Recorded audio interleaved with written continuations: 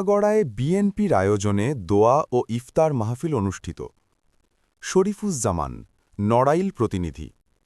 নড়াইলের লোহাগড়ায় বিএনপির আয়োজনে দোয়া ও ইফতার মাহফিল অনুষ্ঠিত হয়েছে। শনিবার ১৪ই মার্চ বিকাল ৪টে দিঘলিয়া ইউনিয়ন বিএনপির আয়োজনে ঐতিহ্যবাহী দিঘলিয়া আদর্শ মাধ্যমিক বিদ্যালয় চত্বরে ইফতার পূর্ব আলোচনা সভায় সভাপতিত্ব করেন বিএনপি নেতা মোহাম্মদ ইউসুফ আলী।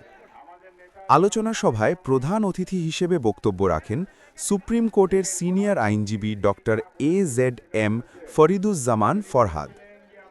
অন্যান্যের মধ্যে বক্তব্য রাখেন বিএনপি নেতা আবু হায়াত সাবু, জেলা বিএনপি নেতা আলী হাসান, বিএনপি নেতা ও নলদী ইউনিয়নের সাবেক চেয়ারম্যান আসাদুজ্জামান, লোহাগড়া উপজেলা বিএনপির ভারপ্রাপ্ত সভাপতি মোহাম্মদ হেমায়েত হোসেন, সহসভাপতি মোহাম্মদ সাচ্চু মিয়া, ভারপ্রাপ্ত সাধারণ সম্পাদক টিপু সুলতান, পৌর বিএনপির ভারপ্রাপ্ত সভাপতি মোল্লা নজরুল ইসলাম, ভারপ্রাপ্ত সাধারণ সম্পাদক শামসুল হক আজাদ, ঢাকা কলেজ ছাত্রদলের সাবেক ভারপ্রাপ্ত সভাপতি HM রাশেদ, লোহাগড়া বাজার বণিক সমিতির সাধারণ সম্পাদক ও যুবদল নেতা ইঞ্জিনিয়ার রাজু আহমেদ বাপ্পি, দিঘলিয়া ইউনিয়ন বিএনপির যুগ্ম সাধারণ সম্পাদক রঞ্জু বিশ্বাস, উপজেলা স্বেচ্ছাসেবক দলের সদস্য সচিব কাজী ইকবাল হোসেন, উপজেলা যুবদলের সভাপতি খান মাহমুদ আলম, পৌর যুবদলের সভাপতি মোহাম্মদ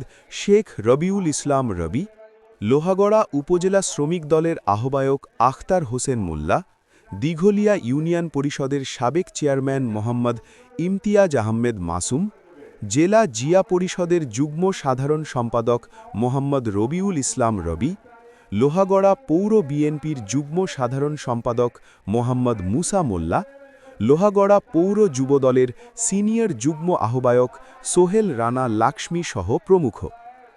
আলোচনা সভা শেষে দোয়া ও ইফতার মাহফিল অনুষ্ঠিত হয়। অনুষ্ঠানে বিএনপি ও অঙ্গ সংগঠনের নেতৃবৃন্দ উপস্থিত ছিলেন। আপনারা সবাই জন্য দোয়া করেন, যাতে আল্লাহ করেন। আপনারা সবাই আমাদের নেতা দেশের প্রধানমন্ত্রী তারেক জিয়ার জন্য দোয়া করেন, যাতে তিনি সুস্থ থাকেন, ভালো থাকেন, দেশকে সুষ্ঠুভাবে পরিচালনা করেন। কারণ তারেক জিয়ার বিরুদ্ধে এখনো এক শ্রেণী দল আছে, তারা চেষ্টা করছে যাতে বাংলাদেশ উন্নতি না হয়, তারেক জিয়া যাতে উন্নতি না করতে পারে, সেইটা চেষ্টা করছে। ইনশাআল্লাহ আমরা সবাই এক হয়ে যে কোনো বিষয়ে যে কোনো ষড়যন্ত্র রুখে দিব, এই আশা ব্যক্ত করে আমি আমার বক্তব্য শেষ করছি। খোদা হাফেজ। বাংলাদেশ জিন্দাবাদ। তারেক রহমান জিন্দাবাদ। ধন্যবাদ।